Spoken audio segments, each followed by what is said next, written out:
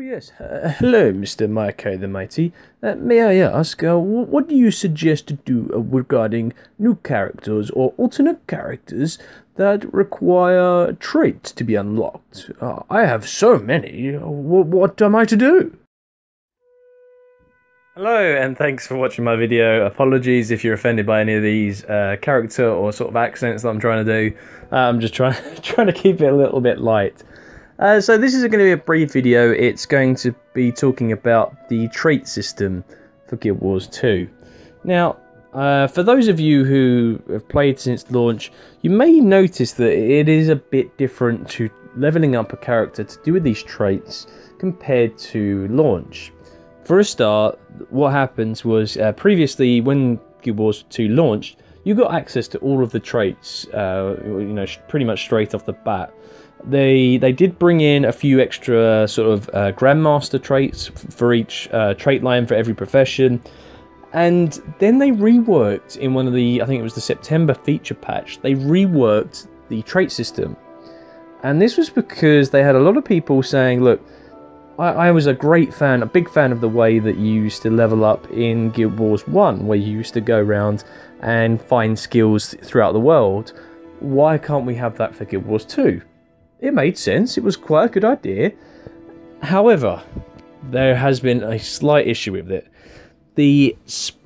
Basically the scope required to unlock all of these traits is far too wide, and you've got to go and complete a personal story on a character, or you have to complete a story mode dungeon to get one particular trait. You have to go to this and complete this event for another trait, and it's all over the place, and it really is very difficult to actually unlock all of these traits, especially if you're someone like me. I have 21 different characters. I'm not really going to go around and do the same story mode 21 times, and it's been a bit of a disaster, really. The fact that most people are actually spending money and skill points to unlock all of these traits have defeated the object of the reconfiguration of the trait system, and it's been a bit of an ongoing issue.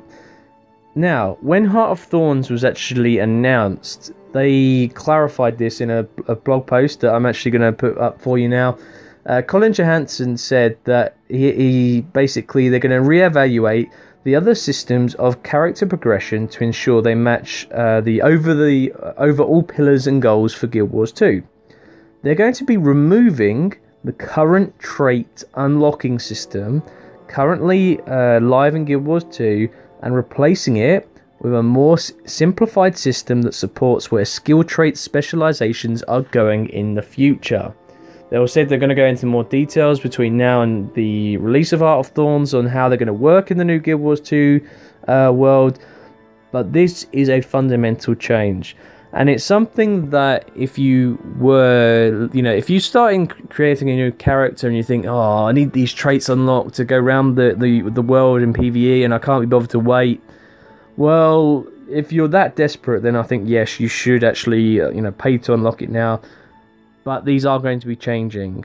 Currently, we don't know how, but I expect it's going to be a cheaper, it's going to be a simpler, and a more easier way to unlock these traits.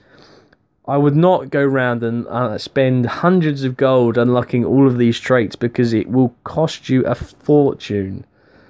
Whereas you might as well wait a little while and you will actually end up saving yourself a lot of gold, a lot of skill points, because I'm sure that it's going to be a lot easier. I'm hoping that it's actually going to be account bound as well for some of these traits, because, for example, doing some of these story dungeons for a trait, and then if you've got another, if you created another necromancer, for example, you've got to go and do the same story dungeon mode again, and it's just repetitive, boring. This new system could actually really be really well designed. I think, with all the best intentions in the world, I actually thought the idea of it, if they'd had this at launch, it could have actually worked really well. But you've gone from having like all these traits unlocked pretty much straight off the bat, and bam, you're asking people, okay, now you've got to go and do this, now you've got to go and do this event, now you've got to go and speak to this NPC and explore this area. And it just means that, you can't actually enjoy the game till it's fully, to its maximum, because you have to go around and get all these traits that, you know, you've already got on some of these other characters, but you have to go around and get them again. So my message to you guys watching this video is be patient. The trait system will be changing.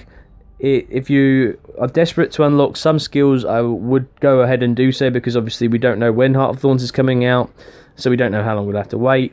But for those of you who can wait, and as you can, you know, if you've looked at my Necromancer here, you know, I barely play this Necromancer, and I'm gonna wait. I'm not gonna bother actually giving him any traits. I'll wait, and then when the Heart of Thorns expansion comes out, when we've got some more news about how the trait system will work, then I will spend money and I will give him all the traits that he really needs.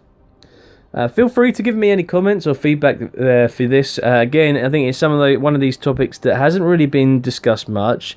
If you haven't really seen some of these blog posts, forum posts, you may not be aware that the trait system will be changing, and I just wanted to bring it to your guys' attention. So thank you very much for watching my video.